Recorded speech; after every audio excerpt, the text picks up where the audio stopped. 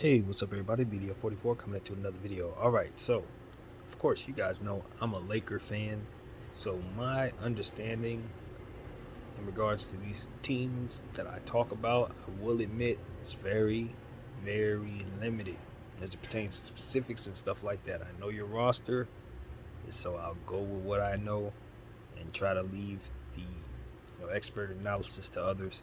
I'm just a guy talking. Um, so this is what we got. I'm looking at the Jazz and I'm looking at the Mavericks, and this series is very, very, very interesting to me. And the reason why I think it's interesting is because, well, for one, Luka Doncic got hurt in a meaningless basketball game. Um, should have been removed from the floor.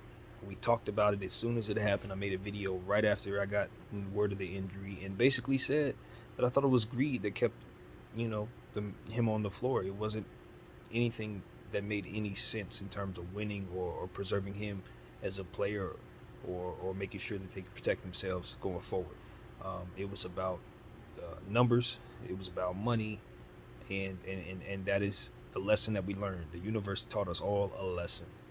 I think we've been learning that lesson throughout the season in a plethora of ways. I think the Lakers taught us all a bunch of lessons about how to build and how to focus on X's and O's as opposed to fluff and nonsense. And I think this Luka Doncic situation has taught us not to play players in meaningless situations so that they can make a milestone with their stats, or so that you could put an extra few feet people in the seats. It's just the wrong way to go, and you ultimately end up paying for it. And this is no exception. Now they have to go up against the Utah Jazz, who are a team that to me are a throwback team, a bit unorthodox. They got a style of play with Rudy Gobert in the paint that is a bit different because he's such a fantastic defensive player. He really does erase a lot of mistakes. He allows for them to have an opportunity to shoot a lot of 3-point shots with their system, and they've done a good job of adding players to their system that help them win. Now they've had some changes to their roster, and I think it kind of threw them off a little bit. They kind of went tumbling in the stands near the end of the season, but were able to hold up above the play-in tournament situation, and because of it, they get a date with the hobbled Dallas Mavericks. Dallas Mavericks, on the other hand, have, well, in my opinion, a very, very, very good, solid group of players that complement Luka Doncic very well. And I think that assuming that they're going to be a pushover team just because Luka is out there is a bad, bad decision. It's an extremely bad decision. Why? Because you have to understand something about the Dallas Mavericks. They have given themselves an opportunity to have multiple ball handlers on this team. And now those ball handlers get an opportunity to have the ball in their hands more without Luka Doncic. We're talking about Jalen Brunson and we're talking about Spencer Dinwiddie, two dynamos, complete and utter dynamos who are going to look for their shot and look for shots for others. They play off each other well, and they're going to stretch the floor. So you have to understand that you cannot think for a second that just because Luka isn't out there, they're not going to be able to put up a lot of shots and also play defense. This is one of the best defensive teams in basketball, and they've found a way with the limitations on their squad to ultimately play deep team defense. Guys like um, Dorian Finney-Smith, you know, uh, others as well. I know they miss Tim Hardaway very much. I don't think he'll be back for these playoffs. But they have so many different players, Reggie Bullock, other players as well on this team that are just going to continue to play well. Josh Green, a young player, plays defense as well, can get out in transition, dunk the ball. You have to deal with it. Maxi Kleber can stretch the floor. I do think he's day to day as well. I checked up on that, and I do believe he'll be back for this series at some point. I'm not sure he'll be ready for the first game, however. Um, but on the Utah side of things, you got to deal with Donovan Mitchell. It's plain and simple. If you're going to talk about the Utah Jazz, you ain't getting too far away from talking about that individual right there. He's one of the more clutch players in the game. He's already a proven playoff um, historical scorer. We all remember what he and Jamal Murray did that one year, which was just unbelievably spectacular. So you know he can do this, and you expect that he's going to play his best basketball. He's healthy this year in these playoffs, and I expect him to play great. You know, Jordan Clarkson is also another guy that we know very well here in LA. Someone who could just basically be a microwave scorer. Won Sixth Man of the Year not too long ago, and it's just going to continue to get better because he's always worked on his craft. He's stayed in his lane. He knows who he is, and just continues to use his strength at finishing at the rim. I used to call him weight room, but in a good way because he used to always finish in the paint. Even as a rookie, he had no issue finishing through contact, and that was just something that stood out. And over the years, he's worked on his mechanics. He's a fantastic ball handler, shoots the ball extremely well, and can just really, really streaky, and has turned into a reliable scorer for the Utah Jazz. They've also picked up a young guard that I like a lot in Nickeil Alexander-Walker. Now, last I checked, he wasn't really worked into their equation. I know he was kind of coming back from injury, but when his conditioning is where it needs to be, he can play star-level basketball. I've seen him put up big numbers in key situations with the New Orleans Pelicans, and it's been a while since we've seen him play well. I'd imagine he's starting to get himself around in the form with Utah and how they do things, and I suspect he'd be ready to play well right about now. In a situation where the playoffs are just beginning with his new team, look out. I think he's going to do some good things off the bench for that team. Another guy that you pay attention to for sure with Utah is Mike Conley. Mike Conley is an excellent guard, can carve you up, and it's really just been steady over the years. He hasn't always been at his best with this Utah team since leaving Memphis. It's kind of been a little bit of a struggle, trying to get worked into what it is that they do after being with Memphis for so long, but I think he's now incorporated into Utah pretty nicely, and he has a lot of help down there in terms of if he needs a break or if ever there's a situation where it's a matchup situation, there's plenty of guards there to give him a spell, and I think that depth and rotation at guard really helps this team quite a bit and will hurt the Dallas Mavericks quite a bit just the same. So, yeah, I like the matchup. I am not certain what Luka Doncic's status will be going forward in this series.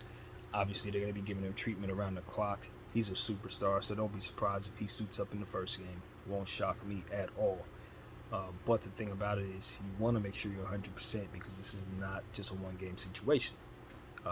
This is a marathon, and he is their superstar. So if they're to assume, let's say, get out of this round, they're going to need that to be healed up for the next round.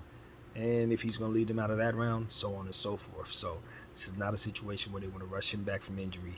That is not going to work for them either way.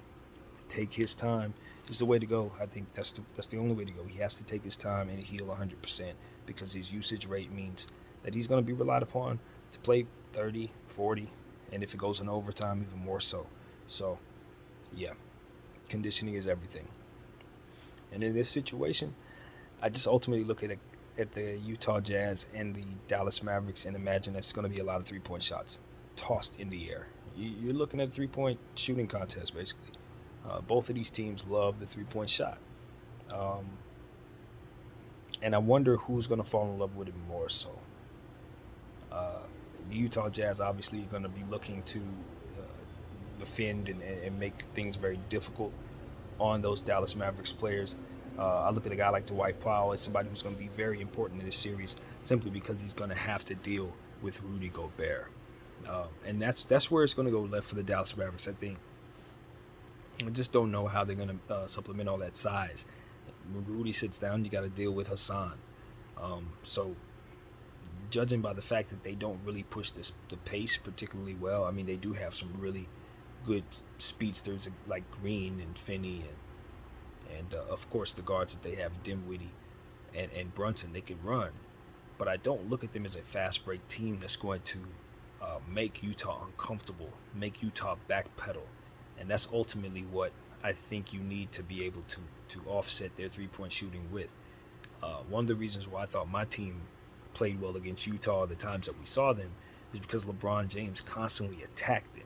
Russell Westbrook constantly got in their paint. It left them uncomfortable. It made it so that Rudy Gobert had to constantly react to things. If you can't provide that type of dynamic, Utah just kind of settles in on you. and can outshoot you in a lot of situations, and that's why they've had the success that they've had. They don't really match up well with all the teams in this league, but one thing's for sure, they definitely match up well against a Dallas Maverick team without Luka Doncic, and that is just the situation at hand. Um, you know, you have to wonder if they just find themselves in a situation where they win the series off a default of Luka not being there. But here's the thing: let's say Luka doesn't play, and Dallas is able to get one of those games without Luka. Let's say they're able to win a game without him. Um, in my opinion, are going to be in a world of trouble. That Utah team would be. It's going to be important for a guy like Donovan Mitchell to be a superstar on the floor. While Luka's out, assuming Luka misses time, you're gonna have to dominate. You're just gonna have to overcome, and I'd imagine Jordan Clarkson and the other players on this team will have to compliment him. I'm thinking about a guy like Bogdanovich is gonna have to shoot very well. I look at a guy like Pushel is gonna have to give some good minutes out there and play well for his team, or Pascal rather, if I'm not saying his name correctly. It's going to be important for all of the complimentary guys on this Utah team to all function as a unit and take advantage of their home court. I know they have a hell of a crowd, especially when they put that I think it's a red and orangish type of Utah color. When they put that color on the floor and that crowd gets to waving those towels, it's a different vibe, And I think that type of home court advantage could ultimately be a huge catalyst for them in this series. I do believe that going back and forth between altitude and Dallas, that could be a little a little frustrating for teams. But I think it works in the favor of the home team, obviously with the altitude. So that would be Utah, and I do think they're going to win this series. I got them winning it in 6, and a lot of that is going to be determining the health of Luka Doncic, of course, because at the end of the day, if Luka is good, all bets are off. He could very easily go into, Luka the Don mode and just completely annihilate whoever's in front of him, and close out any close game, and outduel any superstar basically out there. So, that's the type of talent he has, and big players come up in big moments. And I do like the fact that they have like a Spencer Dinwiddie and a Jalen Brunson who's coming into his own as well. Who can complement him, who can allow him a breather and allow him to kind of rest a game or two if necessary in these playoffs. Look for a guy like Jalen Brunson to step into his own if there isn't a Luka Doncic either. I expect a 30-point game out of him, 30-point, 10 assists, something crazy. If not him, then Spencer Dinwiddie or both of them. These are two very, very talented guards that have not gotten their due in this league, either one of them. Jalen Brunson has, of course, been with the Dallas Mavericks his entire career, so he's always played with Luka. And it's kind of hard as a ball handler to ever get your shine in that way. But he's carved himself out as a fantastic player, and he's going to shine if Luka ain't out there in these playoffs. I am telling you, him and Dinwiddie are more than capable of giving Utah all the trouble that they're going to have to handle. And that's what it's about. Conley's going to have to stay on his toes, Clarkson and those guys. Yeah, it's gonna be a race out there to see who can do it. And that 3-point shot, it's very, very important. I look at the guy that they picked up along with Spencer Dinwiddie. His name escapes me as it always does, but he's a guy who stretches the floor. They're gonna need their shooters to hit shots. He's gonna be one of them. Maxi Kleber as well. Thinking about Reggie Bullock, he's going to have to be well. You can't have no 0-4s, no 0-4-3s, 0-4-4s. Nah, that's not going to work in this series. Utah tends to play lackadaisical defense this year, even though they kind of hung their hat on defense over the years with Rudy Gobert. But somehow, some way, they've fallen off tremendously. I'm going to keep an eye on Dallas to see if they can kind of take it to them somehow. My mind goes back to Dorian Finney-Smith. He's going to be very important. They are a much better team when he's scoring the ball, when he's hitting that 3-point shot, when he's getting in the paint, dunking, doing all the stuff that he does. He's a guy who could step into his own as a a player who can really be worth something in this league for real. I think he's a guy who's kind of a role player right now. But when you look around the league at some of these guys who are starting to step out as defensive players who may not be great shooters, but are lengthy guys who tend to help their team in other areas, there's going to be a premium on players like that. The Herb Joneses and the Vanderbilts and Scotty Barnes, players like that who do more of the hard work and are more superstars on the defensive end. You look at what just happened with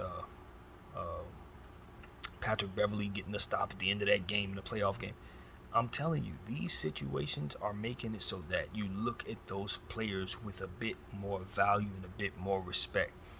And going forward, hopefully a guy like that can start getting the superstar type of respect and money that they deserve, because really, those teams can't win without those guys. At the end of the day, you can have all these great stars and all that, but if you don't have a Vanderbilt, if you don't have a guy like Dorian Finney-Smith, you probably lost the game to a team that does. Trust you me.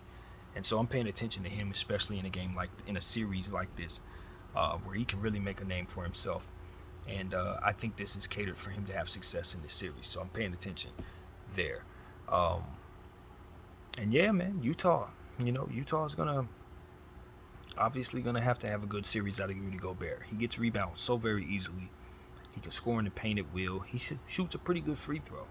Obviously, he doesn't, shoot the three and all that. You don't expect him to do anything outside of himself.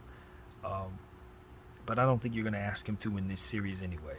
At the end of the day, he just has to continue to be himself. The matchups favor him. I don't think they have anybody down there that can match his size. And, that this should be a series where he dominates, quite honestly. This should be a very good Rudy Gobert Utah series. So, that's what I got, man. Utah. They're going to win this series, in my opinion. Dallas is in some trouble. They shouldn't have played Luka Doncic in a meaningless game.